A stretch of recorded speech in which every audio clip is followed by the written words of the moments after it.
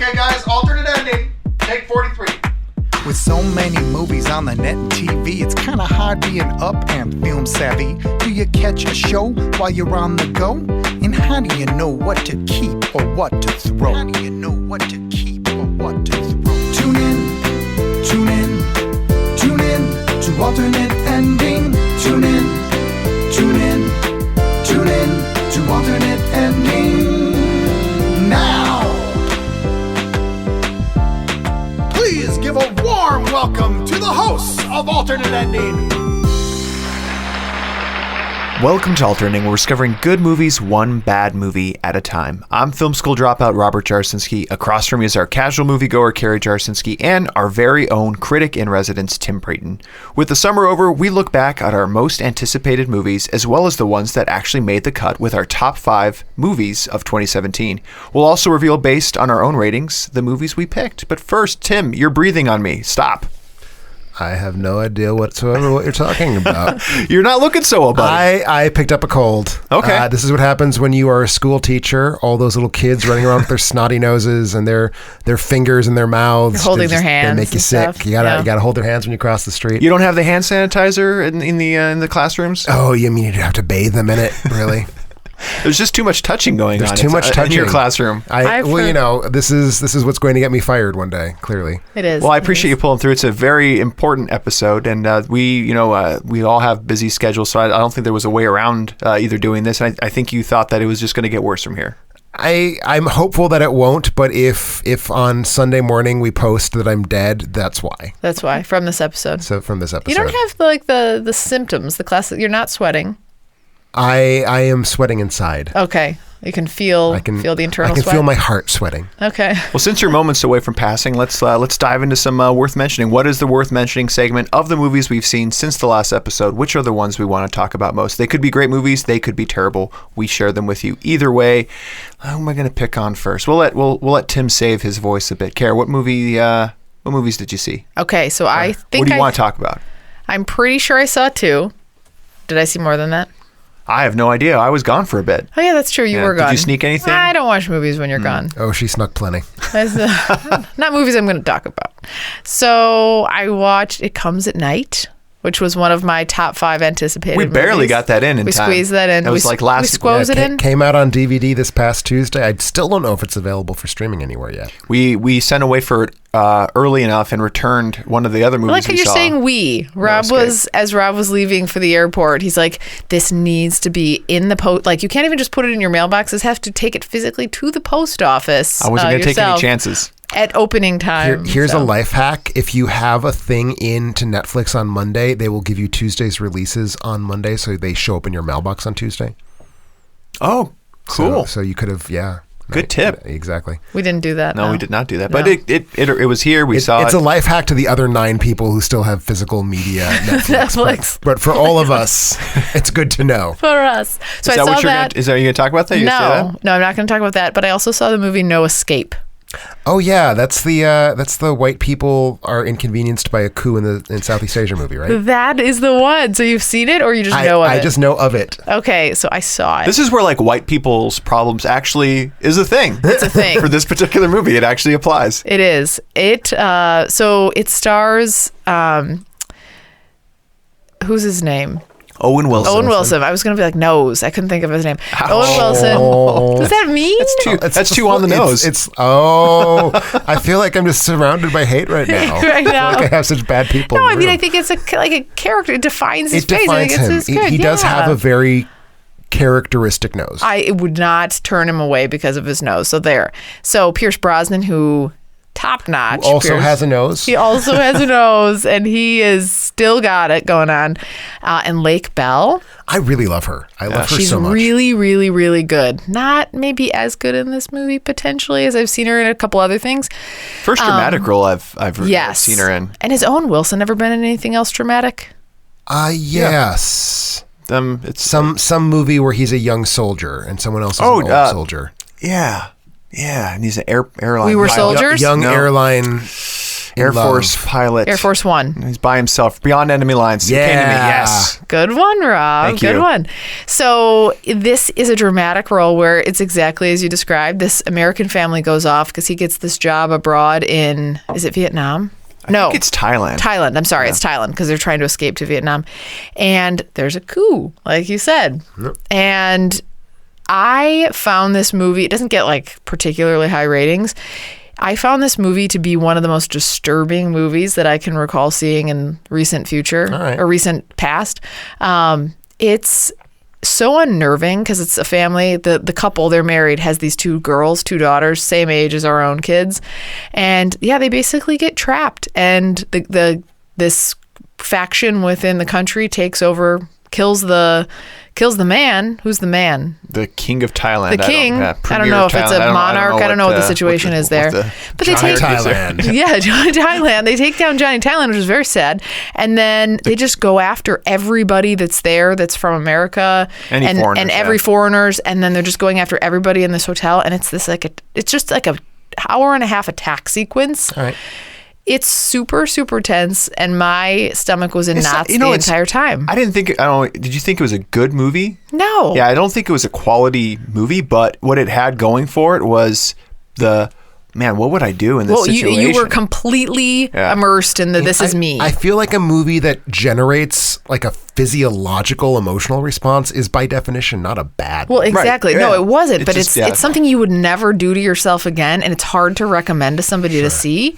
But at the same time, the minute it was over, I was like, I got to watch something light. Like, turn on the HGTV, man. Like, it was super tense, and I was really surprised by the do you feel like at the end of it, the wife gives him the "I told you so" kind of? Told you we shouldn't have moved here. Spoiler alert. Do you feel like that? Well, you mean before or after she died, right? Well, yeah, it's from her ghost, her projection. We won't say what happens in this movie, but do I recommend this to people? I wouldn't recommend it for anything more than $1, and I also don't recommend it if you have kids. I don't think I recommend it. Do you recommend it for your kids to watch it? If you are a billionaire who is childless, do you recommend seeing this movie? Yes. No, I feel like if you have kids, then you identify more with That's it. That's what I'm saying. It's more too much. painstaking. It was too upsetting to for me. watch everything kind of unfold. Do you like movies where children die horrible deaths, Rob?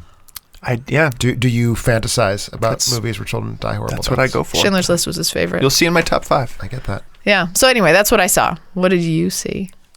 Well, what I saw, I had an off week. I only saw 7 films, sadly. It's the illness. It's the illness. It's actually the start of the school year. It's a rare day when I can see more than one film in a 24-hour period.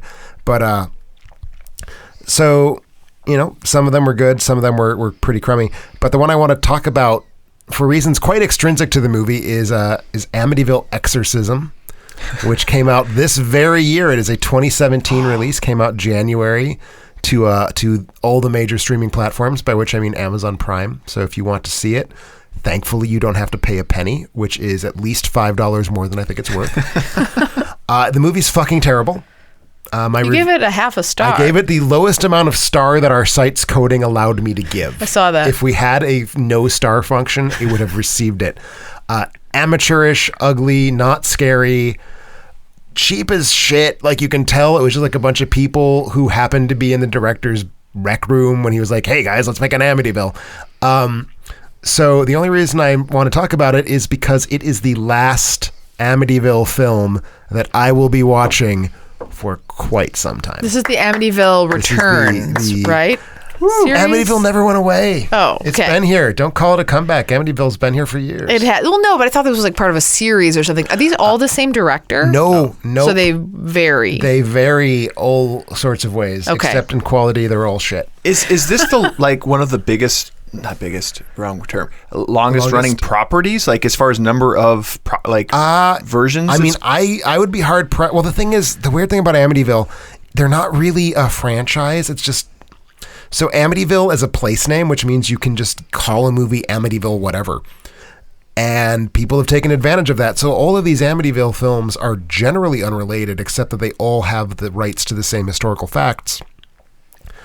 And there have been like 22 of them or some crazy ass number like that. That's ridiculous. So that is a really high number. Do we call that a 22 film franchise? I mean, I don't know. But there's too many of them. There's more of them than any other horror brand I can think of. There's more of them than any other thing other than the Bond movies, I'm pretty sure. Oh, Bond movies, What about right. the Corn movies, the Children of the Corn movies? There's a Still lot more? of those, but there's only like 7 or 8 Okay. of those. I mean, a lot of like there's 7 or 8 Nightmare on Elm Streets. There's like 12 Friday the 13th. Yeah. 20 is a special number. When you've hit 20, you've committed. Are they still making money after? Like, did this one make anything? I Or mean, would it's it? on Prime. I assume that just the rights Amazon paid to put it on covered at least Something. This movie looked like it cost $50 to make, so I'm sure that the filmmakers saw a return on their investment. Could we get in on being like the 23rd Amityville? Could We be totally it? could. We could make a movie called the Amityville Podcast, and it could be We like. should. Let's do that. Let's have that be our next week's episode as we record the Amityville podcast. Yeah. Who's going to die? I'm trying to figure that out. Well, obviously you. Oh, okay. Yeah, I I'm think the first to everyone go. do that. Everyone do that, Rob. Well, no, we all die. It's an Amityville. Yes. But you're first. Well, I caught 4 flicks, but I can't talk about them because they were all summer. I was trying to catch up with summer 2017, so I went to Leaving them behind. the Cineplex to see what was left of 2017 that I had not. So what that I are? didn't Can you watch. say the 4? Sure. Yeah, I'll say. Well, I saw No Escape with You. I saw Logan Lucky. No Escapes from 2015. No, right. But so we talked So it's about not, that one. it's not a 2015. Fair enough. You lied. I did lie. Logan Lucky, Atomic Blonde, and then It Comes at Night. I saw Oh, those. yeah. I saw those with Okay. you. So I'll save those. I do want to say, Tim, I know you just, I think it's going up, or maybe you have the review up now, or by the time this airs is Mother. So I know a lot of The lot review interest of in this. Mother is live. It went live Friday. We tweeted it out. We Rotten Tomato did it out. So it's out there in the world. And Tim did it all by himself. Yeah. I tweeted. I used a hashtag. I felt like a grown up. You're gonna think it's me, people out there, but it's not. all me. It was It's Tim. all me. Well, I know it's getting a lot of buzz, so either favorable or not, check out Tim's review before you Let's go just see say that. it's a divisive film, and I clearly have. You've planted chosen a side. stakes on You one have side. feelings. No in the middle here. Remember, you can find more details about all the movies we've watched at our website, alternateending.com. That's alternateending.com. Before we head to our break, you might be wondering about ways to support the show. You may want to make us watch a movie, have Tim write a review, pick your own episode topic. You can do it all from our Patreon page, just like Benjamin Ross Johnson, who picked up one of our few remaining Critics' Choice rewards, entitling him to a movie review by Tim. Only 6 of those left, so if you want to lock down your Tim review or any of the other perks, be sure to get out there quickly. Also, I want to thank all of our listeners who support the show and make their Amazon purchases through our site. Doing it is easy. Just go to our website, alternateending.com, click on the Amazon banner, and seamlessly go about your purchases. All proceeds go to making our show better. Since our last episode, here are some of the things that were purchased. Some sports and outdoor gear, an Aquasphere Cayenne goggle smoke lens. Anything. Like that you? when you smoke, you wear it so that the smoke does not get in your eyes. Oh, that would be. That's the worst thing. You know what? If that's not what that is, Oh, wait, we're- aqua. There's the aqua in there. 'Cause it- Sometimes you are squirts so water in your eyes. addicted to smoking that you need to do it while you're swimming. Oh, No, but you know okay. when you're on the campfire, you're trying to move the wood around, Stoke the fire. stoke the fire, Yeah. and then the campfire smoke gets in your I eyes love and that. it burns. Yeah. Oh, that's bad. It's worse when it gets in your nose though, and you couldn't like put on nose filters because then you would suffocate. Oh, it feels so good. Just There's like something letting it there. burn on your face. I might pick one of these up. Also had a Bayan Sendi hydration bladder, 3 liters, 3 This liter is water. a camping thing again. Water. I just Water want to bladder. point out that smoke is in reference to the tinting on the lens, not to the fact that it. I don't want you to get your hopes up, Rob. It's not actually a smoke repellent. You've dashed everything, sorry, it every just refers to the bit of color of the excitement glass. that It I've had. moves dark Okay, gray. well, there goes that theory. I had some music purchased. Did it for the party. How does that one go? Did what? Did it for the party. Oh, yeah, I've heard that You one. have not answered my question. It's a TBD. I have no idea. Was this like when you execute several dissidents in Soviet Russia, you did it for the party? Nice. Because that sounds like a song I would totally get down to. We had a coffee scale purchased as well in black digital. Homeware purchase, Lawrence Frames Dual Faux Burl 11x14 certificate. Maybe someone got their diploma. It is diploma time, or Yeah. it's rather time to get the diploma framed before the new what's a school year burl? Is this you, Tim? Are you framing your master's degree? I will be, but no, I did not buy this frame. This is a nice one. Also, Is it made of burl wood? oh, burl. Oh, Yeah, well, burl. bur- Faux burl. Oh, faux Faux burl. Faux burl. Well, if it was real burl, we'd be talking. I'd be interested in picking up one of those. Yeah. But And it that's would also, that- that's it would that, also like- be like $70. Like it's so. the equivalent of like the wart that grows on a tree, right? Yeah. Yeah, exactly. Is that basically what burl is? People but are very weird. valuable. Tree, or they're Humanity's pretty. weird, though. Tree warts are so pretty when you cut them open. They're I all know, swirly but and isn't it shiny. weird? We're like, ooh, a wart from a tree, and it's so expensive. I had a People wart are once. I weird. cut it open. It wasn't that pretty. It didn't look What? good inside. On my Where? wrist here. I still have the scar. See ya? You said that was like from some like knife fight situation. I say lots of things. He was probably courting you at the time. A wart? Come on. We also I had had a wart on my foot. I never said that I got into a kickboxing match. Oh my god. a couple Amazon instant videos. Black Swan. Tim and you and I were just talking Someone doing Aronofsky. an Aronofsky week. Yeah, that's What's one your of our feeling favorite. on that movie? You like that one? It's probably my favorite Aronofsky, maybe. And then we had Adam's Family Values. I know yes. a lot of listeners enjoy that one too. So thanks everyone for your purchases. When we get back, our top 5 summer movies of 2017.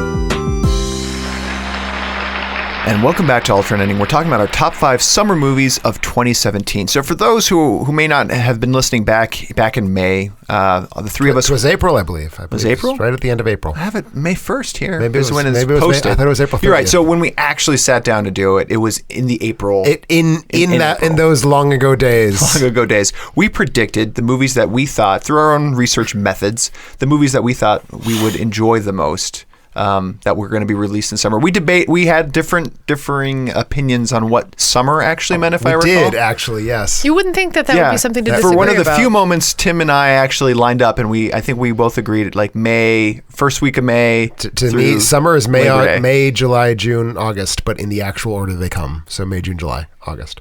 And then obviously through September 20th at the end of summer. Yeah. Summer solstice. But in Summer the solstice. that is not part of economic summer. Well, It's it is part what of- it is. it's I'm part of factual meteorological summer. summer. So I went off the meteorological for the summer. purposes of having some sort of objective approach to this, going back now, Box Office Mojo defines the season for us as of now. And so we looked at the 241 supposed releases that occurred over the summer of 2017. We picked our top 5. That is a number that has been inflated. 200-ish. The thing to keep in mind is a lot of those movies played for 1 week at one show and one screen in both New York and LA, or maybe even just New York. And there were some re-releases in there as well. So I feel like you're trying to justify why you didn't see all 200. I saw some of that 200. I saw more than 10%. So how many did we actually end up seeing, Carrie? Out of the 200-ish movies that were released in the summer of 2017, how many movies did you I saw grant? roughly 1% of those movies. Okay. 12. I saw 12. I was going to say, Is that right? so you saw 2 then. If you saw wait. That's roughly 1%. Yes, I was just going to say 2. So what did I see? You saw 6%. Yeah. Exactly. Nicely done, Tim. Good, fast math. It's like it's movies and it's math. It's like you're a man of all trades. I am so not even remotely good at math, but thank you. But thank you, but better than me. So yeah, I saw 12 of the That's not summer bad. movies. No? That's all theater, right? I mean, for the most part, minus It Comes at Night. Yeah. So that's 11 theater movies over the course of 3 Yeah. months. That's something to be proud of, Yeah, Carrie. me. Thanks. What about you? Oh, me? Who me? Which You. me? You. Rob. Me? Your name, Rob. No one ever asks. I you what you did think. a little bit better. Snuck out a few more times. Obviously, had the 2 on you that I just saw this week. But so 17. Okay. I feel very good about that. It's probably my best year of within 3 months going to the Theater movies, 16 times. That's tough. That's impressive. That's tough. Yeah, I do not know what was wrong with me. I don't know if I was busy. I mean, I was moving, so that killed like a week, but I still don't feel that there's an excuse. I only saw 32. Yeah.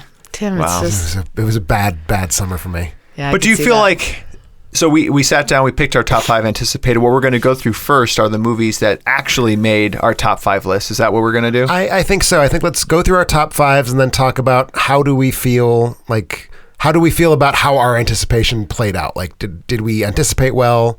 Were we crushed and sad? I think, let's start with our So, top somebody five. at the end of this, someone's going to win, right? There's going what's to be a winner. Win. Like somebody's got to have seen the best in totality of our 5 movies. Somebody has to come out and have done the best, right? I mean, well, I saw 32, so doesn't that mean... Oh, no, I mean, of like our 5 that we anticipated were going to be good. like being the best anticipator? Yeah. We can do that. All Yeah, right. I think early on we had talked about, based on our cumulative ratings of each of our top 5, who would come out ahead as the best. We'll call it the Anticipator Award right now. Ooh, I've always wanted to be the Anticipator. You want to be the Anticipator? Could I change my name from Casual Moviegoer to the Anticipator? If you win. We'll have to see if you win. Okay. And so whoever loses is like thrown out of the show, right? Yeah.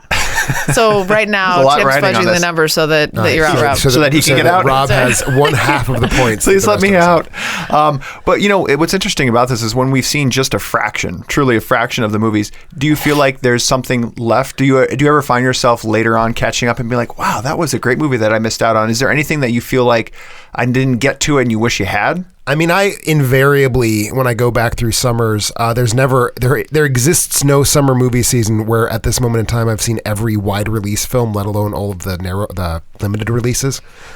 There are years where I'm shocked that I missed something and really upset with myself. There are years when I do the catch up and it just doesn't seem to pan out that way. Certainly nothing that opened wide this summer strikes me as anything that I regret missing. Carrie, was there something a trailer you saw that wasn't on your anticipated, but you're like, ooh, now that I hear other people talking about it, I wish I would have caught it in time for this episode? No, I don't have any of those. You feel pretty confident? I feel really good about my picks earlier this year. I caught up. Honestly, Atomic Blonde and Logan Lucky were the two that I thought, I should probably catch these. These might be in my wheelhouse. So I feel pretty good. Here's one question I do have to ask. Did anyone see the Nut Job 2 Nutty by Nature? No, did not.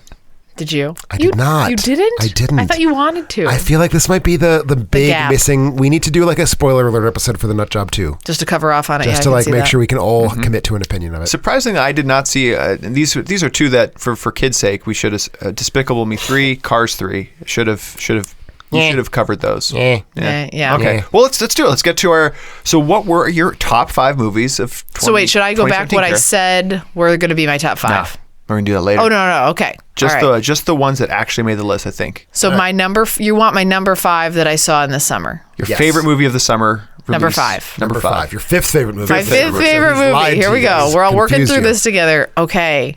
My fifth favorite movie was Valerian. All right. Wow. And unfortunately, that was on Rob's and both Tim's. So it was your number 1. My number 1. And Rob's number 2. Oh, I love that. That feels good. Gotta say, did not make my top 5 despite being the most anticipated film of the summer for me. Really? So it's too funny. Yeah, me neither. Neither? Oh. So thank you for pushing me further up the win ladder. It bothers me to do that. Like, there's this 2 sides of me. Like, I don't know if you know this about me, Tim, but like, it's really hard for me to be honest. Like, when I want you to gave Book win. of Henry a 3.5. I'm quite aware of how dishonest you can be when you want to game numbers. It's true. It's true. It like hurts me to give it such a high rating, but I really enjoyed Valerian. And if my only criticism of it is not loving the 2 main characters, like Just kind of the blasé acting, but like just the story that was and the visuals in that movie and like the woven story of that, I just found myself happy and enjoying it and what I will captivated. say for Valerian is as we look at the summer as well too, and really a lot of the recent summers too, is one of the few original stories. Definitely. So I typically will give a little extra credit to an original story over a continuation of a story or a sequel or prequel or something like that too. So yeah. Now, let us keep in mind though, it is an adaptation of a comic book. Yeah. Not like an American comic book and not one most Americans have ever read, but it is a comic book. Yeah, that was your number 1, Tim. That was my number 2. Number 1. Anticipated. Yeah. So that's my number 5. So that's your actual number 5. My actual number 5. I really liked it. So anyway, I'm glad to hear that. and if we've talked about it before, but if you missed it, it's something that you could catch in theaters. Yeah, definitely. Totally worth so seeing on good the in biggest screen theaters. available to you. Yeah. Who wants to go next? I will jump in. My number 5, which was also on my anticipated list, although at obviously a lower number than Valerian, Christopher Nolan's war movie Dunkirk, which either nobody? No. Close. Interesting. Yeah. And it wasn't on my anticipateds either. Yeah, it was my number 5th anticipated, fell off my list. Nice. Yeah. Of actuals. For me, it was just, it was a really satisfying experiment that went well in terms of structuring the story so that it told a fairly simple, contained event in a way that really stressed the chaos and confusion of it. Very beautiful. I saw it on 70 millimeter, which I thought was just a terrific way to see it. had some issues in terms of maybe telling stories with characters, which I don't think it was trying to, so I don't think that would really stand against it. And just a really lovely, invigorating dive into the madness and unpleasantness of war that worked for me. It's also nice to see a Chris Nolan film come in like that far under 2 hours. Yes. It's not a metric for me that I usually use to judge a movie, but I don't think I have any particular interest to see it again, that I've seen it once on the big screen. And partially that is because I don't think I'll ever see it in the way that it was as I did the first time. Sure. Like we don't own an IMAX screening room. You should buy one. That's next on our If you Christmas buy list. the IMAX screening room, I will buy a Blu-ray copy of Dunkirk. But like if this shows up on Fair TNT or TBS reruns, like I'm not, and it won't. But So it was number 4 though at the box office. So you figure it did well. I have it as number 5. Is but, it 4-ish? But we can 4 to 5-ish. We can tally the I numbers. feel right, but Perhaps one of you is looking at worldwide and one of you is looking at domestic. there's lots of things that we could be doing. But I think this is one that I don't think I'll remember. Like you said, I think if 3 years from now we go back and we do top 5 war movies again, I don't think it would hit my list. Like I think it was good and I really enjoyed it and it was well done for all the things that you said, but I don't think it's something that'll stick with me. Sure. Mostly because of the things we already talked about with like there wasn't really character development. Sure. And I think what you usually hold on to in a movie is the characters, for me at least. So anyway. Goodish pick. This is hard. I'm nervous about mine. So the average for all my 5, you mentioned box office care. The average box office number of the 241 was 20 for my releases. So if you average all the placement of my movies, it's 20th on average. This was number 15 at the domestic box office for summer releases, and Can't believe you're picking this one. oh, you know it. Yeah. I feel with the Alien series, like even Weird. a mediocre Really? Alien movie, and it was my number 4. It was my number 5, and for me, it's the one film that was on my list that I just was very, very disappointed by. Yeah, it's funny. I was disappointed, but I think I still gave it. I think I gave it 3.5 stars. You did. Yeah. So I liked it I had more than questions you, about that. and it's not on my top 5. What's happening here? Well, I think you're picking it because it was on your original list. I don't mind seeing what ultimately is kind of like Gaming a us. little bit of an Alien. There's nothing new presented, but it's just really nice. Nope. Yeah. No, Yeah. There's not. No, there's not. There's And not. I'm this okay is because just you looking like at and the you story. like Prometheus better. And I did if you like remember. Prometheus. I did like Prometheus. So this I is like a continuation. Prometheus. That didn't make me like this movie any better. Yeah, I won't have to. I don't feel like I have to justify. Actually, that's the. You already that's said the you whole felt job. wrong. You feel a little wrong on this one, right? It was tough picking 5. There are quite a few movies that I feel like I could have easily said were here, but I went with the timelessness of the Alien series for me and how I hold it so dear. So I He's liked trying it. to get listener points right now. He's like, He's because trying to get Why is this listener points? we're getting empathy from the crowd. Everyone loves aliens. So you're going to be like, oh, poor Yeah. Rob. We should also Don't be hating on the aliens. Yeah, that's a terrible pick. So, yeah, I'm feeling better and better. Like mine only goes up from here. So All right, what's your number 4? my number 4 is something. Hang on, let me think about it. My number 4 was Wind River. Okay. What? 4? Yeah. Oh man, you just took my number 1. Really? wow. No. Yeah, that was my favorite movie Really? of this year. So let me just back up for everybody. I never got to talk about it because you guys both took separate weeks. Oh, you're to right. You Go, never like, did I talk never got about to I was talk sort of about like it. very lukewarm and boring about it too. So yeah. Oh, you never. Oh my Oh, gosh. it's- Okay, it's a so movie made for let me. me set this up, It and then is, I that's do fair. want to hear about what you have to say. But Wind River was my out of left field pick that we had on Tap Anticipated, and everyone's like, "Weird, Carrie. That's a really weird pick." And I was like, "No, Oh no, I'm pretty sure I was much more weird about another film that we're going to talk about. That I'm is sure at some weirder. point. That is weirder. But I couldn't believe that neither of you guys had picked this one because this was the one that was also in the same, directed by Taylor Sheridan. Hell or High Water, Yeah. and Sicario too, which I knew Rob loves. Directed by the writer by the of those Whatever. movies. I'm close. No, you're so. there. Tell me about it. Tell me why you loved it so much. So Taylor Sheridan has nailed. I mean, Hell or High Water was my favorite movie of last year. He represents his writing and now his direction. His storytelling ability is. That's the way he tells stories. The types of stories he tells are something. It just resonates with me. Yeah.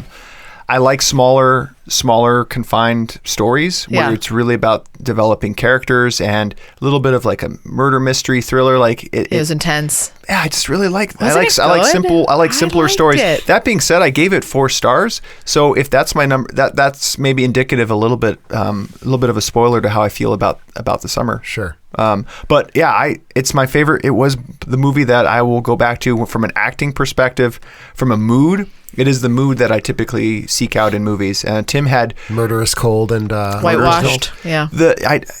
I liked it. And Tim, you had predicted that for those who liked Hell or High Water, or even if you didn't, I think regardless of a half star, it's a half star less. lower. And that's exactly where it fell for me. And the missing element for Wind River, humor, to get it, it's humor. Yeah. And movies that have, I feel like all movies need a little bit of some lightheartedness to you like that. Take the air out of a tough situation. So there was no air coming out of this. I can't remember a funny. Maybe Elizabeth Olsen had like a moment with. That I can't remember with Jeremy Renner. No, I don't think so. It was a little humorous. You mean when they found the dead man in the cabin in the snow? That funny part. It's a good movie. That was a really good movie. You never talked about how much you liked it. Thanks. Well done. Here's a question for you: would you guys have found this movie if I hadn't recommended it?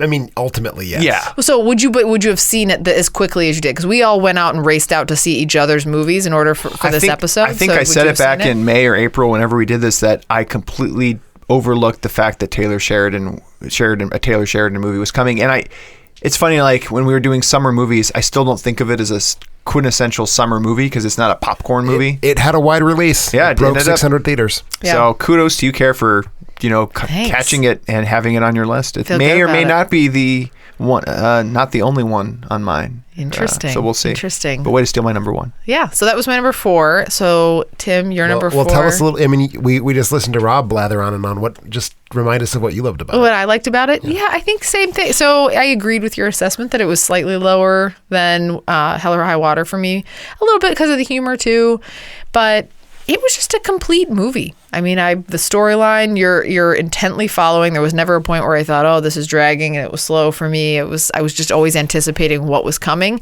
and I didn't see what was coming. There was no element where I thought, oh, it's for sure this is the scenario, and it was obvious. Like the whole story just played out in a really complete fashion for me. Tim, do you ever look at movies like maybe gymnastics ratings where someone's doing a vault and the difficulty level is out of Oh, absolutely. And that's how I feel like this one almost nailed what it wasn't going 8. for a 10. It was going for an 8. It was going for an 8, and I feel like it nailed. It did what it set out to do. I very strongly think that needs to be. That's one of the reasons I hate biopics so much is because like they're trying to like get on top of the balance beam and not fall off. So versus like a big large $200 million movie. Like you've really got to, you got to earn. Like you're shooting for 10. You got. This was no Carrie Strug, right? But it was like a Dominique Moceanu, for sure. Yes, I like. I understand the reference you just made.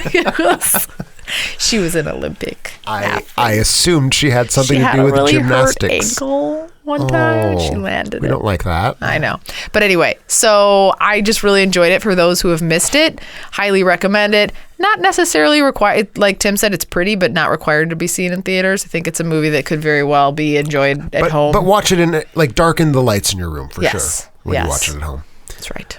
So yeah, number 4 to you, Tim. So my number 4 is one of the most divisive films that we saw. For the most part, I'm gonna talk about our scores a little bit later. For the most part, we clustered, like we tended to agree.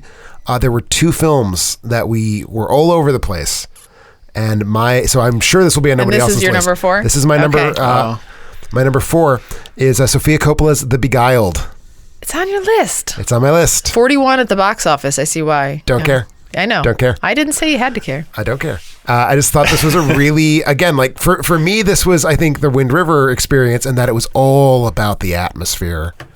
And it's such a great depiction of like a sweaty, miserable, musky, dark southern summer where the moss is just smothering the trees. And, in that setting, it tells a pretty damn solid story about like intense feelings of lust and mistrust and fear all roiling together in this super melodramatic story of a Civil War soldier from the North who gets tangled up with a bunch of women in a girls' seminary from the South. I will say that as time has gone by, the shortcomings in the acting have started to stand out in my mind a little bit. I think that other than Kirsten Dunst, there's no one in the film who's like giving a great performance. And Elle Fanning, I think, is kind of giving a bad one. And Elle Fanning I love, so that hurts me a little bit to say. Did you watch it twice? Or no, this is just my memories. Okay. But yeah, it's just like it did most of what I wanted it to do. And I think it's still maybe the prettiest film I've seen all year, which does count for a lot for me. Yeah, this one I wish I had hated more, again, for the gamification of our... you sure do. I know. I'm so mad. It helped you in the standings. But it wasn't a movie that I loved, but there wasn't anything that I could say that was particularly bad about it. I hated it the right amount. I think, what did I give it? 2 stars? I gave it 2. Yeah, 2 stars. Did I give it 3? You gave it 3. Which was surprising, Carrie. You liked it a lot better than I thought. If I had said 3.5 for the gamification, I was going to be like, can you lower me down to 3? But I did mean 3. I just didn't. Yeah. I could not get into the reality of the story, like it's not a real story. It's like this heated Southern Gothic. Sure. Well, that's happened. I'm sure this scenario happened in real life at some point. Yeah, possibly. It's possible. What's interesting is it seems like you have you've nailed your own taste so far. Like I feel like there's a pattern that you're picking your own movies right now. I will spoil one other thing about our postmortem. Everybody liked their own most anticipated list the best. Well, that's good. So everybody right? was good at anticipating their own taste. So we all know ourselves. Which is what we were going for. Right. So you're not supposed to be guessing other people's. Yeah. But yes, I did a fairly good job of predicting what I was going to like. Next up for me is one that I did not predict for myself at number 4. This actually falls on Tim's list. I know it. What is it? War for the Oh my goodness! Nicely That's the done. only remaining one that was because you and I shared 3. Oh, that's right. Beguiled and War were the only ones we didn't. Okay, on. So 8 at the box office. Number 8 at the box office. So well done. It should be though, Completes right? the series. Yep. Where does it rank on my Planet of the Apes? It's right up. It's was up good. there. I think I had the others at maybe 4s. It's my number 3. I would have to. It's my number 3 as well. Yeah. Oh, good. So Hey. Oh yeah, germ hand. No Never mind. high fives. Never mind. Such a good Put in movie. like a clapping sound effect later on. You got do it. that. Edit that I'll in. punch that in. Yeah. All right. What? No, but I mean, it's a prison war movie. We've talked about it. So this is your number 3. This is my number 4. So number 4. And we're all in the same vicinity. We're all basically in the same. It means we skip the round because that would be 3-3. So anyway, That's right. right. So it's your number 4.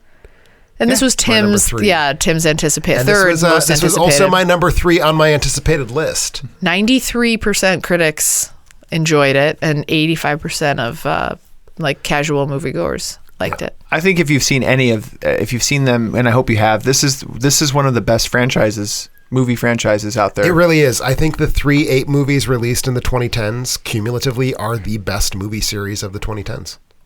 Like, I can't think of what would even challenge it for that title. Did we review this formally in the Apes episode? I forget. We did not. Okay. We didn't get this far. We only did the first 2. But if you want to hear more about other Apes movies, you can listen back to that one. But this one was good. No, this one was so good. I didn't end up liking it quite as much as Dawn of the Planet of the Apes, which did let me down a little bit.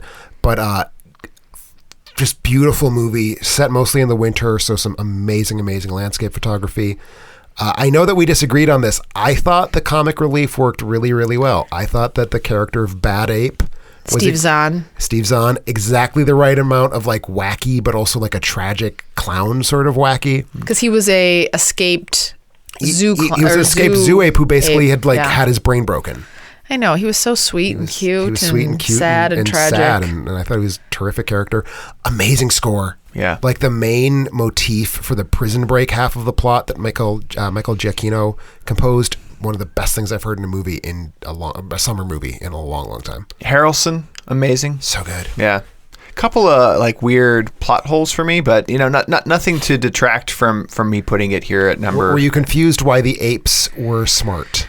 No, it had more with the girl, and that kind of goes along with them. Like there were some things I didn't understand. The girl. So I think daughter. We can sort of hint around that we discover that as the apes are becoming smarter, the humans are perhaps not. They're regressing, and they find a girl who might be part of that. Yeah. Oh, right. Right. I didn't buy that she'd want to go along for the ride after what took place. But well, she's dumb. Remember, she's an idiot because people are stupid. So no. Well, now I don't want to. Now I feel like I want to have a conversation about this because that's spoils. Hard. Oh, okay. But check this movie out. It's a great movie. It completes the series. I'm curious where they go from here. Sometimes for some of these series too, where you think like they know people are just going to come in and watch it, regardless of the quality of the movie. It didn't feel like there were any shortcuts here. Or they weren't trying for any shortcuts. They were trying for a really good This is not a Marvel movie. They know they can't quite get away with that. Yeah. And indeed, I think this did end up being the lowest grossing of the 8 movies. I think in part because of how just unrelentingly sad it is. Really, really, really sad. Definitely, I know some people whose opinions I trust very much thought this was just too damn dark. Either because it was just dark for the sake of dark or because they didn't like the use of Holocaust imagery, both of which I think are legitimate complaints. Neither one of them meant anything to me at all. With that, Karen, is it number 3 to you? It is my number 3. So it goes back around to your my number 3 actually, was War for Planet. Both of our number 3 were War for the Planet of the Apes. So where do we go from here? We go back to your number 3. Go back to my number 3. All Rob all day. This is going to be on Carrie's list. Tim, I don't know. I can't remember how much you liked this movie. This is another one that falls on Carrie's list. Not what I would normally call a summer movie, but was very cute. And I liked it a lot. It Comes at Night. It's really cute. Yeah, it's really cute. The Big Sick. I knew that's where you're headed. That was my number 1. Oh, that's your favorite movie of the summer. Yeah. Yeah. It was. I think a lot of people really enjoyed this movie, especially for the people who like a rom-com and who, for the longest time, haven't really been able to get an original a legitimate. It's the best original romantic comedy in several years. Yeah, I agree. And I enjoyed it. The comic beats were great. Ray Romano, Holly Hunter, great cast. Great, fun story. And again, original story, true to life story, and it is true to life. Yep. So it's something that I think people, if you haven't seen it and you're looking for a date night movie, this is a really nice date night movie. This isn't on your list? This didn't make my list. So I gave it a 4-star, and everything that made it onto my top 5 did end up with at least a 4 stars. It was a weak 4-star. I think it's poorly shot and poorly edited. But it's not relevant. But it always is relevant. I mean, it's the art form of cinema. But do you remember it? Did you love it? Did it make you? Did you leave with a better feeling? I also didn't really give a shit about the girl. I liked her parents a lot. Yeah, I did too. I liked her parents a lot more than I liked her. That's what I was emotionally invested in, and I'm just not confident that that's correct. Could that have been a casting thing? I don't think so. No, I mean, she's in a coma. It's casting. She's in a coma. I also think it's just casting that Ray Romano and Holly Hunter are that fucking good. I didn't really like the way she laid. There was a large amount of time she was awake. The tube just really put me off. So she was awake for a portion of the movie, and I thought the entire thing felt very sincere and cute and sweet. And I have no complaints about it. There's nothing that pushed it to that next level. One of the things about this movie that got me thinking too was when we talk a lot about movies on this movie podcast, and a lot of the movies that we go back to are the classics. When was the last time that we had a movie that's this romantic comedy conflict type movie that you would call back to 5 years from now when they're this kind of movie, will this come to mind for you? I would say so. I would say this is probably me going against the grain a little bit. I think the last time that we had a romantic comedy of this sort that I would hold up as totally, would be How to Lose a Guy in 10 Days. Holy shit. I was going to, and I was afraid to say it because I wasn't sure if you were going to judge me. If you tell me what romantic comedy pops in your mind right now, I was going to say How to Lose a Guy in 10 Days. And I think this is better. Yeah. So if I'm still kind of thinking about... Wait, you think this is better? Oh, I'm thinking 10 Things I Hate About You. Yeah. Wait, How do you lose a guy in 10 days? That's Matthew McConaughey and we always forget her. We always forget her name. Kate Hudson. Kate Hudson. Oh, and is it Matthew McConaughey in that? You just said that. Yeah, we did say that. You did say that. I thought you said Matthew Broderick, and then it got weird. Matthew Broderick shows up in a lot of movies and almost always makes them worse. It is. But yeah, he... I don't think I remember thinking that movie was all that great. Most people didn't. It's kind of a punching bag. People talk about like, oh, the romantic comedy's dead because of shit like How to Lose a Guy in 10 Days. I think it's charming. It's a little over plotty, but I think it's cute. But that's my point. If I still 10 years plus later, like that's sort of my go-to recent rom-com. Yeah. I totally think that Big Sick is going to replace that. Totally. Yeah, I hope so. Yeah, another good job, Care, for pulling that out. And this is another thin one. air. I'll ask the same question. Would you have, like, for this episode, in your movie scheme of things you were planning on doing this summer, would you have gone out to see The Big Sick if I hadn't mentioned it? I mean, it got such amazing reviews. I think this You one would have. definitely would have. I really like Nanjiani from Silicon Valley, so I think he's hilarious. I think he's so funny. So I didn't realize that I had no background on this movie, but had I known that he was in it and I would have found that out, I would have gone to see it. I don't know if I would have seen it as soon as I might have missed it in theaters. Yeah. So I appreciate you pointing this out. It doesn't need to be seen in theaters. No. We all did, but cute just at home. Should be coming out soon to Yeah. streaming, so definitely click through the site. Yeah, thanks for taking my number one, man. Yeah. I think you knew that too. I did not. We took Wind River. Yeah, that's true. That's true. Payback. So that is your number 2 then, Tim, right? Yes. So I will say I think this. we're going to line up here, too. Out of 12 movies that were on our most anticipated list, so far, all of the movies we've named, I believe there are 7 movies that have shown up on somebody's list at this point. All 7 of them came from that list of 12. I am now going to say my number 2 is a film that I did not anticipate. No one else anticipated. It was not on anybody's top 5. That's what my number 2 is as well. It'll be really interesting to see if it's the same number 2. And it should have been. It should have been way on my list because it's a director that I adore, working in a genre that I adore when that director works in it. Steven Soderbergh's Southern Fried caper film Logan Lucky. Interesting. Which came out just this past August. Stars Channing Tatum, Adam Driver, Daniel Craig, Riley Keough, a few other people. And it's, about these Appalachian hillbillies who decide to rob a racetrack because they are being ground down like the rest of us by the economy of the United States. I just thought it was so funny, so impossibly well acted. And who's in it again? So it's the brothers who are like the main characters are Channing Tatum and Adam Driver. Okay. And their sister is Riley Keough, who's Elvis Presley's granddaughter, and she's fucking amazing. And she's in It Comes at Night. She's definitely the best in show. Who's in it? Is that the lady? Will's wife. Not the black woman. She is. Yes, Elvis if that's how you want to. If that's how you want to describe her. Yes, not the black woman. Okay, yes. She is the white woman. Okay, I know she is now. I got her. Okay. But no, like really well cast, really funny, good creative story. I thought it just had such a great sense of place. Like I thought it was really specific to the world it took place in a way that felt really good to me. And we were just talking about filmmaking in Georgia. I believe Soderbergh is originally from Georgia, so somewhere in that. Yeah, somewhere in the southeast, and so he probably knows a little bit about what he's talking about. I understand the writer a little unclear if that's like. It's unclear if it might have been his wife. It might be a journalist. It might be that he found it under a log. It might be that God told him to dig up the golden plates that the screenplay for Logan Lucky was written on. We really just don't know. I caught up with this past week. I really enjoyed it, and this clearly didn't really enjoy it. Yeah, I know, and this is why I liked it less than Alien. Yeah, I was just gonna say Covenant. So I had 4 movies that could have swapped places with Alien Covenant. This was one of them. Should have one of the 4, and You can't do the tie thing now. No, Rob. I know. I feel bad because the more I think as I further distance myself, I think it's so charming and it's so fun. And Channing Tatum. Man, so good. Yeah. So better than Dear John. Maybe. Does that deserve an answer? No? Does that deserve an answer? I'm just asking for a friend. Yeah, it's my favorite performance of Channing Tatum's by far. I think. I don't think I can quite go there because I think he is on fire in the Jump Streets. Yeah, that's true.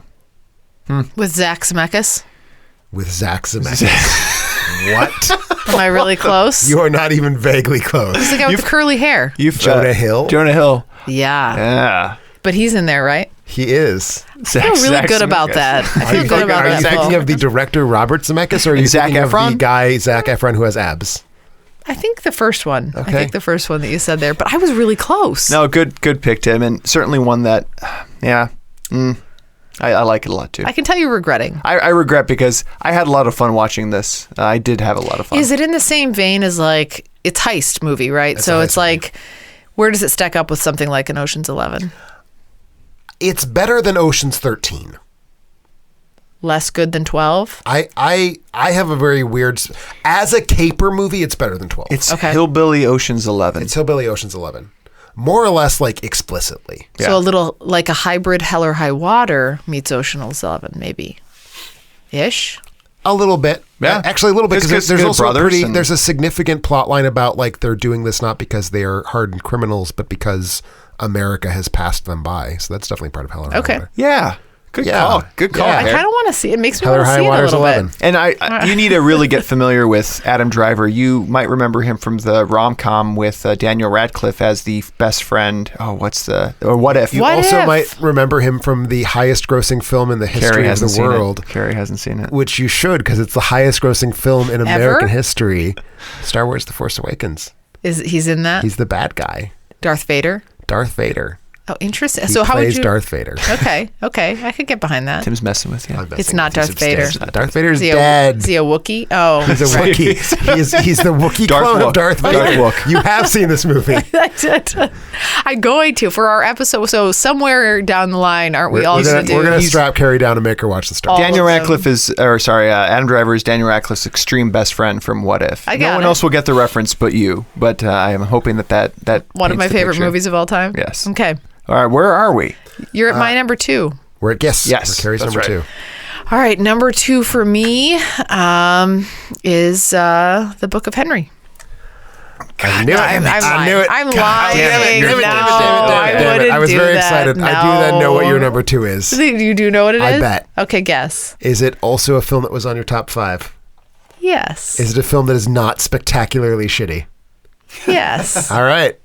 Oh, I know what it is now. What? Wonder Woman. Yes. Wonder Woman. And I am like appalled by both of you people that I even heard it on your lists.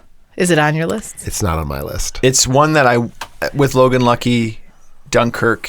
It's just, it didn't have that incandescent have star that- power of Alien Covenant. What? You don't understand. Everything's sort of Like the scene in No Man's Land was okay, It but was it wasn't like the okay. scene Before- where the alien was crawling on top of the spaceship. Before you say anything, the third act just completely ruined Wonder Woman for me.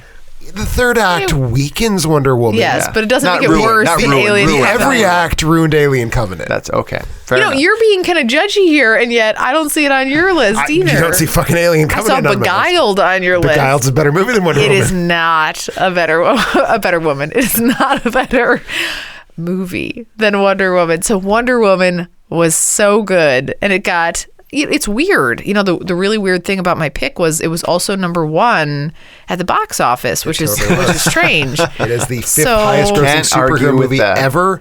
Yeah. Highest grossing solo superhero movie or a superhero origin story. Yeah, so I mean, I it's weird because the pick's so bad, but yet it's really just it's so successful. So I really really enjoyed this movie, and I was excited about it from all the trailers and everything that came out. In the This was your anticipation. number 1 anticipated, right? It was, and Big Sick I think knocked it down a little bit. I had some of the same problems that Rob was talking about with it, like the third act of it was a little bit weaker for me, and there was some of It turns into the superhero light show thing. yeah. But at the same time, I still loved it. And for everything that you were talking about and everything that Tim loved about it with the scene, what do you keep calling it? No Man's The Land. No Man's Land scene, yeah. She's crossing That's the amazing. trenches. Yes. That's everything I want a popcorn It's movie to be. everything bracelets. She's like got her bracelets in full force. She's just knocking bullets out everywhere. And it's this just women empowerment movie that I think everybody leaves that movie just feeling like they're standing a little bit taller. I know Rob was. And it was a good superhero To movie. think back, I regret that now too, that I don't have it higher. Yeah. That's good. Good stuff, Care. Thanks. Yeah. You also know yourself pretty well. I do know myself. Yeah. I watched a lot of trailers to get to my top 5. Nice. The 2 that didn't make my list that I had anticipated were The Book of Henry, which you didn't hate as much as everybody else hated. In the world.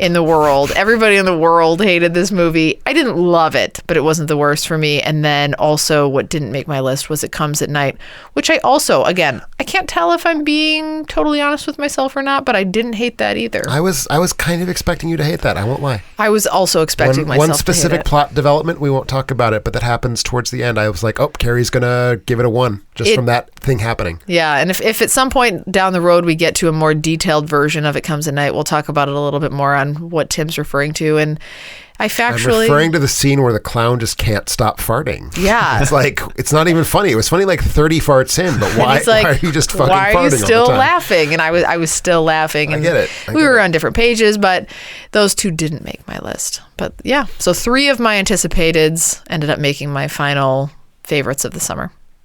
Tim, are you left with 1? I am left with my number 2. 2. I also have 2.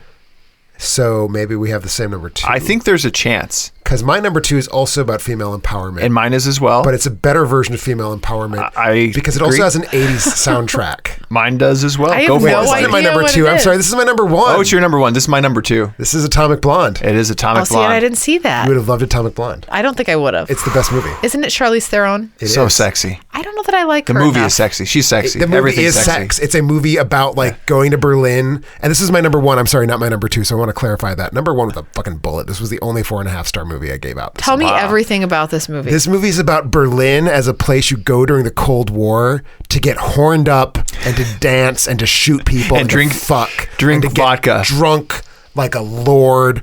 And then to Drunk like a and people lord. die, What does that do? and it's old neon, mean? and there's 80s music playing, Spray paint. spray paint, Yeah.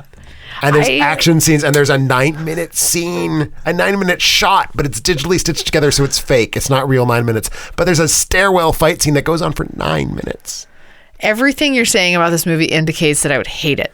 I can just tell. This movie, my biggest regret for the most anticipated list, I thought about it. I was like, no, that movie's going to be shit. It's just going to be like fake Lady John Wick. Then I found out it was by one of the directors of John Wick, and I was like, shit, this movie's going to be good, but we'd already done our anticipated list. But this movie's good. So is she a manhunter? She's a spy. A So she spy. actually hunts men. Yeah, yeah. But not like because she wants to. But have in- sex with them, in- because she wants yeah. to shoot I think them in it is the face important. I because think- they're bad Russians. Because they're I bad. think the it's just timeline. the Russians. Okay. The timeline is important because I feel like it adds so much. The 80s Berlin, the atmosphere of the movie. Oh yeah, is like, everything. It's like the perfect encapsulation of the version of Berlin that, like, you think of the Bowie albums from the or the late 70s. You think of like the whole ethos of Berlin at the end of the Cold War. Like, it's a movie just about that as a visual splendor. I like this movie a lot. Compare this to another movie that I might have seen. John Wick Chapter 2. No. You haven't seen Is it like John Wick 1? It's like You John also Wick. have. Well, I don't know why you would ask. You haven't seen that one either. I don't know. It's Is it like any other movie I haven't seen? what movies set in Oh, I divided know. Cold War era Berlin have you seen? Kill Bill? Is it kind of like that? It's more like John Wick. Okay. Yeah, but I Like haven't if seen you that. go in the direction of John Wick from Kill Bill, you Yeah. get to Atomic Blonde. Okay. So the Tom Hanks movie that's shot by Steven Spielberg. Joe versus a volcano. No, the Cold War Bridge of movie. Spies. Bridge of Spies. Okay. Except Except action and action awesome. and has techno music and lots of neon And nudity. also there is nudity. Oh, yeah. actually, but the nudity is not, I would say, a draw. Is it No. Charlize nudity? Yes, in fact. If Oh, that it plays is, for you, okay. yes. I mean, it doesn't hurt. It doesn't hurt. But yeah, there's a. It is. She A, wears it boots. is. It is a sexy. She wears it's kick-ass boots. Sexy movie. Okay. The knee boot The thing. costumes are so good in this movie. I can't pull off knee boots. I have meaty calves, so they don't work You for know me. who does not have meaty calves? Charlize Theron. Charlize Theron. Yeah. I imagined that's what. The were the gonna thing say. that keeps this from being just over the top awesome is the story is just not great. But I will take the visual. story. Yeah, The it's- story. It doesn't matter. Whatever. Yeah. The last scene is It's like- clearly a failure of screenwriting. It's an aggressively bad last scene. I give no shits. Yeah. What's going to happen is if I ever take the time to see this movie, I'm going to watch it and then I'm going to come back here and I'm going to judge both of you people for making this so high on your list above Wonder Woman because it's probably just like a dude movie, I would guess. No, I think there's a lot of women who would dig get this? behind because it is female empowerment. Okay. Yeah. I have heard there's some complaints that it trivializes lesbianism, but I don't think it does that any more than a James Bond movie trivializes heterosexuality. How so? She's bi, and she Okay. has an affair with a woman, and that woman is like not even a character. So she's just not that good looking? No, kind of thing? she's everyone in the movie is good looking. Well, I mean, why is it trivialize it then? Because it's like they don't give a shit about the fact that like she has a lesbian affair. It's just sort of a thing that happens. Oh, it's just like a along the thing, way. then she It's just moves like a thing, on. and she Oh, I moves on, see. and Okay, they could have made it more of a focal They point. could have made the I see. woman she sleeps with have like any sort A of identity, character. which she Okay. totally does not. Got it. But I think that speaks. You'll find it out when It's you a see Bond it. It's her. movie. It's her It's a- character. it's a Lady Bond Yeah, movie. she just whoever's around the corner. That's fine. Like that. I think that works for her. James McAvoy in this too, Kara. I know you're a big I fan like of that him. too. And, Sophia and Boutella. John Goodman. I also like John Who Goodman. doesn't like John Yeah. Goodman? And John Goodman's good in it. Is he? He plays like a beardy American spy master. Better than Candyman? Or not Candyman. No, better. His name is... John Candy? No, better than... That's who I was thinking. Better than that other large comedic actor. No, Fallen. Have you ever seen the movie Fallen? With John Goodman. Yeah. No, Denzel. apparently And not. Denzel Oh, that movie. No, I have Washington? not seen that movie. Oh my gosh. You have to see that movie. It's one of the best movies of all time. All right. Okay, we'll pivot. We'll pivot from there. That was. I think we're all done. We're done. Yeah. We got our We've lists wrapped. out there. This is so... I'm so enjoying this I episode. think what we realized too is like I looking at my picks, I have one from Tim's and two from Carrie's. Yeah. I have 3 from my own. But all of I mine. have 3 from my own. 1 from Tim and 1 from Rob. Do you have a movie that stands out as the worst of the movies that you see? Carrie, you saw 12. I saw 17. Tim in the 30s. Is there movies that stand out that were bad? Oh, yeah. The worst. Yeah, what's your I have a worst? worst of the summer. What's your worst? I'm pleased to say that it is not the Book of Henry. So It shouldn't be. You get out of that dungeon. It's the Emoji Movie. I didn't see It's the worst by a lot. It is a piece of shit. The concept is just bizarre. The concept's bizarre. Like I don't need anything else. It just makes no fucking sense that this is a story told in a world. I hated it very much. Did you have a least favorite, Rob? Oh, it's close between Book of Henry for me and Transformers and Leap. It's hard to pick Hard to just the choose. one. They're all pretty bad movies. Yeah, I probably... I didn't hate Book of Henry, but if I had to tie for worst, I actually really didn't enjoy Guardians of the Galaxy 2 It was disappointing. as It was well as Book disappointing. of Henry. Fall at my bottom 2. And that was my number one. Guardians of the Galaxy 2 was my number one. I had high hopes. I don't know why I thought it could ever surpass the newness and the originality of the first. I think that one shot, the credits sequence does. Yes. To me. So in terms of box office success, I don't know if you guys know this, but Rob, you actually came in at like a totality, if I like sum it up, at 49. 49 what? Like Dollars. $49. I made $49? You made $49. No, but like if you summed up Guardians of the Galaxy, Valerian, Spider-Man Homecoming, all the ones you had, you were at 49. And then 49 what? like 49th? Oh, 49th. the places? Yeah. If you summed up the places? Summed up the places. Got it. So I'm trying I'm to with like ya. throw you some love, man. I appreciate it. Take So an average of 10th at the box office. ish, yeah. Tim was at 93rd. Yeah, the Beguiled and Valerian did not do my box office averages. Yeah, I was at 141 and I was screwed over by Book of Henry. That's But you went for quality, and that was the whole thing. Like Tim and I originally, I think we were both leaning more towards traditional summer type popcorn movies. Yeah, and the you Big went away Sick from that. and Wind River were things that were not expected to become what they did become, and they really rose up higher than I think they were expected. So let me ask this question, because I've got some numbers here too, but before I dive into them, how does everyone feel about their anticipated lists? Like, did the summer pan out the way you wanted it to? Was it better or was it worse? As far as the movies that I thought, there's nothing that fell below, I think, a 3 for me, and generally it was 3.5 stars across the board, which it was just a very mediocre summer for me. It felt like I maybe below average even. I'm a little disappointed in the summer. If Wind River is my number one, maybe that's an Oscar. Not I don't know if that's in contention. No. Come I don't Oscar think season, so. Is it? It's the first It will be. nomination. Really? It'll certainly be in the conversation. Atomic Blonde, I was very impressed with. I tended to go more towards those original movies, and those took my top 3 spots where those original scripts ended up being things. So it's something to think about for myself in the future of what I'm learning my own taste as we go through this of what I think I'll like versus what I will, and I'm finding that I prefer original stories over sequels in most cases, it seems. How about you guys? I don't know.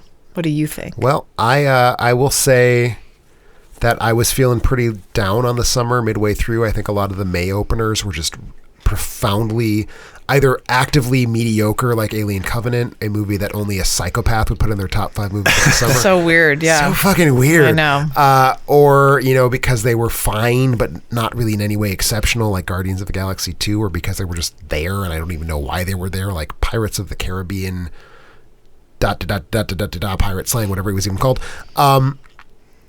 The end saved it. Like, I know August was a sinkhole in terms of the box office, but Atomic Blonde and Logan Lucky single-handedly like turned this into an actually pretty decent summer, like mid-tier, like not a great summer, but it was a solid mid-level summer for me. When all is said and done, like I look at my top 5, there's nothing on that. Like sometimes you do a top 5 summer movies and it's like my number 1 movie of the summer was this art house film because damn it, there was nothing good. I feel like I have 4 for sure popcorn movies. Yeah. And that feels good. I feel like I like those 4 popcorn movies. Yeah, I'm happy with my list. Here's what I'm surprised about. I'm surprised that I liked. I mean, it's a shot like in the dark to figure out what you're going to actually like by watching a trailer. I was glad with all the movies I saw, and your guys' movies too. Like there wasn't anything that I was just appalled completely by. I will say I had a better trajectory with picking what people would like and spending at the box office. So maybe we should do that next time. I have number 1 at the domestic is Wonder Woman, followed by Guardians of the Galaxy. Number 3, Spider-Man: Homecoming. Despicable. Oh, right, that was on your list. Despicable Me 3, which no one had. I understand it wasn't. Why would anyone have that on their? And most then Dunkirk making number 5. A little bit different on the international circuit. And Tim, you had pointed this out too, so I'd like to talk about this a little bit. Is number 1 at the box office internationally when you sum up all the box offices worldwide. Despicable Me 3, yes, number indeed. 1, the only $1 billion movie of the summer. Yeah. Why? Why is that? Animation translates well because it's very easy to dub. Guardians of the Galaxy at number 2, so lining up both domestically and internationally. And then here's the big surprise, and this is the thing that Tim talked about, which I think is maybe a little bit of maybe we're already there, but Wolf Warrior 2. Wolf Warrior 2 is the number 3 movie worldwide. Almost exclusively from its China box office. Plus Tim's $10 that Plus he paid. my personal $10. Domestic. It would be number 4 if I hadn't bought a ticket. So I feel,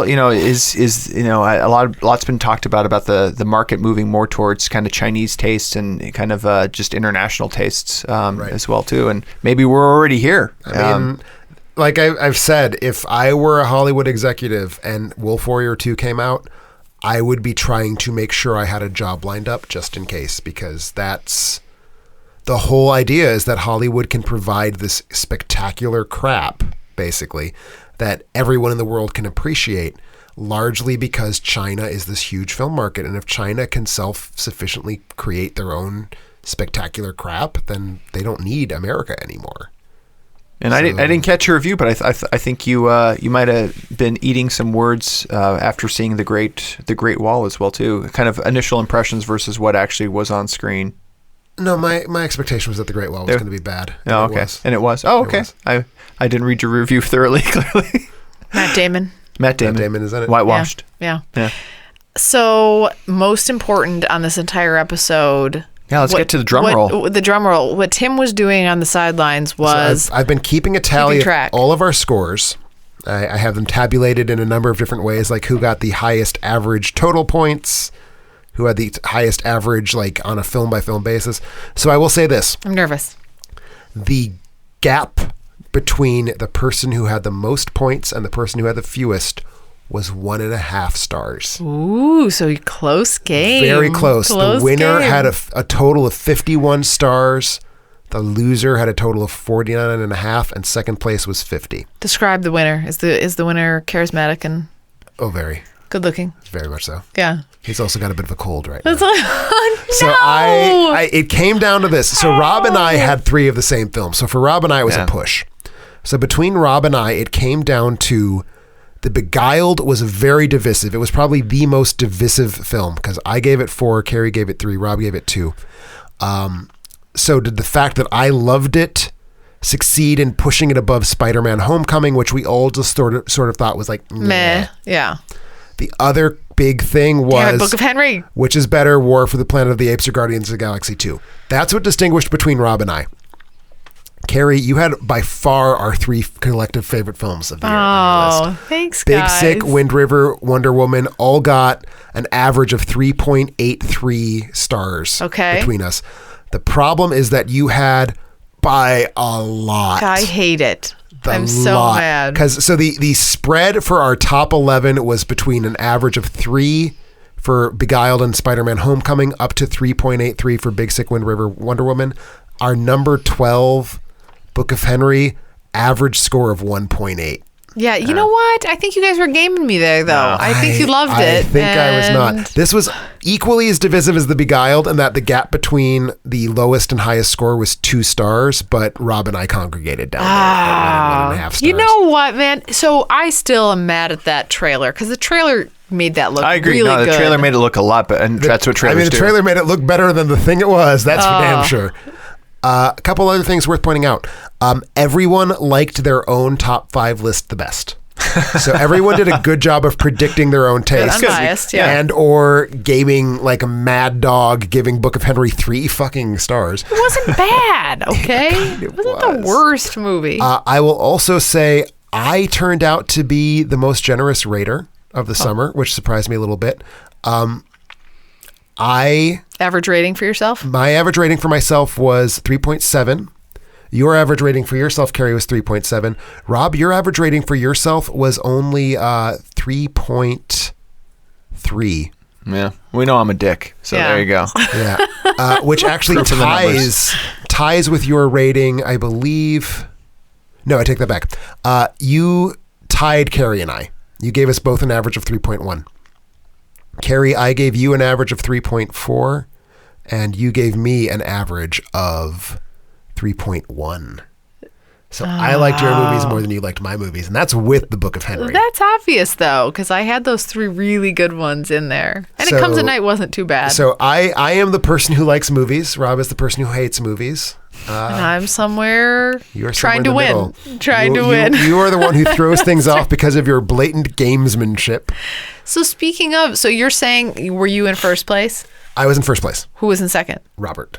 What? Yeah, that's right. What? We lined up too much. Half a star. Yeah. So, is that all that separated us? That's all that separated you two. I don't want to call this out, but I know this is just a small podcast with, very little meaning. What I will call out is the general population of America and the world and the planet, who in that realm I actually kind of won. So Book of Henry is a movie about a boy who dies of cancer in the first act. That's a bit of a spoiler, so just tune out there and don't leave a review if you heard that. But so when I actually tabulated what the Rotten Tomato scores were from the public across all of our movies. Were you seeking a way to figure out how to win? No, it's not. I was just trying to be honest about what happened here. Rob was actually at a 74.8%.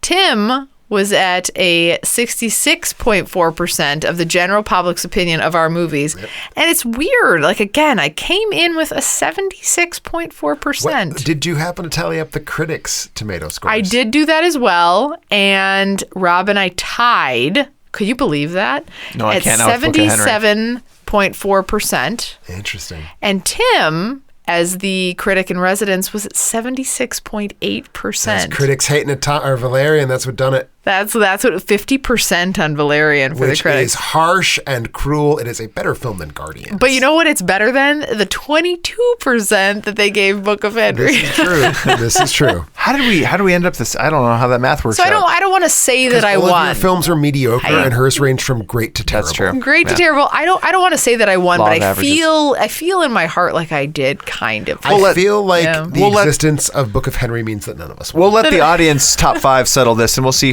if Book of Henry ends up on there too. Every week we ask you to share your picks and thoughts for a chance to win a free Amazon movie rental. Here were your top 5 picks. Tied for number 5, Book of Henry. No, I'm just messing with you, Carrie. Yeah, no, not at all. No. Tied for number 5. Did Book of Henry show up in anyone's conversation? Nobody. No. It did not show up on any of our many people writing in. So appreciate everybody writing in. Baby Driver and Spider-Man Homecoming Okay. Tied at number 5. Baby Driver is a movie that has not lingered in my memory one iota. I feel bad for not thinking it's cool. Like I do think it's neat what it was. It was just it was. I think Atomic Blonde is the version of Baby Driver that other people thought Baby Driver was. I like that.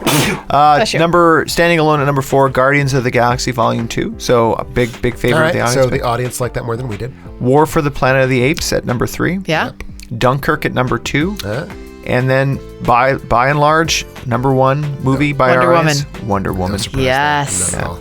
Our lucky winner this week, Becca Stewart, old fan favorite of fan of the show, also had Wonder Woman on her list. Pirates of the Caribbean, I have not seen. I need to check back in maybe with Pirates of the Caribbean. It is not by any means the weakest pirate sequel. Okay. And then she also liked The Big Sick. So really lining up with you, Claire. Becca, shoot us an email at contact@alternateending.com for details on how to claim your free movie rental. If you want to win a free movie like Becca, be on the lookout for a spoiler alert or top 5 movie posts on Facebook and Twitter to share your favorite picks. In closing, thanks for listening. Check us out on social media. Be sure to check out our Facebook page. Go out there and like it. On Twitter, we're tweeting all the time. Alternateending.com, that's where you'll find our movie reviews, podcasts, blogs, and more. Subscribe to our podcasts on iTunes or Google, wherever you find your podcasts. And with Kingsman: The Golden Circle coming to theaters next weekend, we're looking at all things espionage with our top 5 spy movies. Catch you then, and Tim, I hope you feel better, buddy. I do as well. And if I do feel better, I'm sure Kingsman: The Golden Circle will put me right back into a cold. There you go. Catch you then.